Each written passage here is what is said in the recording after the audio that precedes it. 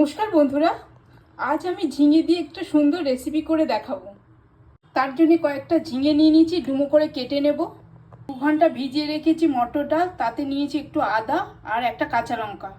আদা বাটা নিয়ে নিয়েছি, হলুদ সর্ষে আর পোস্ত নিয়েছি, কালো জিরে আর শুকনো লঙ্কা, নুন হলুদ আর চিনি। আমি মটর ডালটা বেটে নেব কাঁচা লঙ্কা দিয়ে। বাটাটার সাথে নুন হলুদ দিয়ে দিয়ে বড়া ভেজে নেব। বড়াগুলো ভাজা হয়ে যাচ্ছে, আমি তুলে নিচ্ছি। ভাজার ওই তেলে আমি ফোড়নটা দিয়ে দেবো।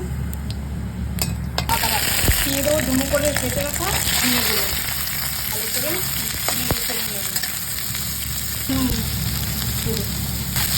ভালো করে নাড়িয়ে নেব।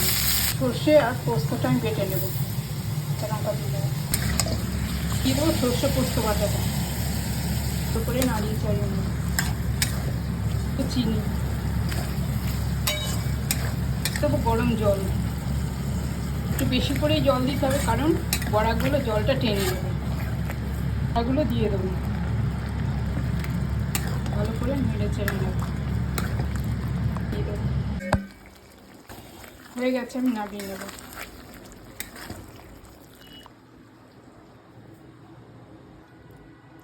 সাবেকি এই ঝিঙের রেসিপিটা যদি আপনাদের ভালো লেগে থাকে তাহলে অবশ্যই লাইক করবেন, কমেন্ট করবেন।